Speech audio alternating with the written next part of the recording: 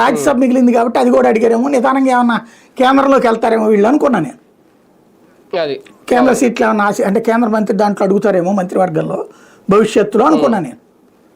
Scene cut చేస్తే ఇప్పుడు ఈ ప్రకటన మనం ఈ వీడియో చేస్తుండగా వచ్చింది నాకు అందుకని ఇందాక నేను మీతో మీరు మాట్లాడుతూ ఉంటుంటే నవ్వు వస్తుంది అనమాట నాకు. ఎందుకని అక్కడ అధికారిక ప్రకటన అంటే ఏంటి, ఇలాంటిది ఈ లోపుగా ఇంత పెద్ద గేమ్ నడిచింది. వాస్తవంగా ఈ వార్త రాయకపోయి ఉంటే వాళ్ళు ఎలక్ట్ అయ్యేవాళ్ళు కాదేమో. ఈ వార్త రాయడం అంటే ఓ రకంగా జనసేన మీద కుట్ర చేశారనమాట ఆ సీట్ ఆపడానికి. ఒకటి, జనసేనకు ఇంకో మంత్రి పదవి ఇవ్వడం ఇష్టం ఉండకపోవచ్చు. పోనీ ఇప్పుడు ఇక్కడ కూడా వీళ్ళు ప్రకటించింది కూడా ఇది ప్రకటించారు కానీ ఎమ్మెల్సీ అని, మంత్రి అని ప్రకటించాల. మరి ఇప్పుడు మంత్రివర్గంలోకి తీసుకుంటారా లేదా అంటే ఆల్రెడీ బాబు గారు ఇచ్చిన హామీ కదా, ఆ రోజున ప్రకటన చేశారు.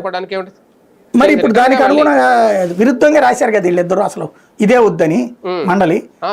కాబట్టి సంథింగ్ ఏదో జరుగుతోంది అక్కడ, ఏదో కుట్ర జరుగుతోంది, రాజకీయ కుట్ర.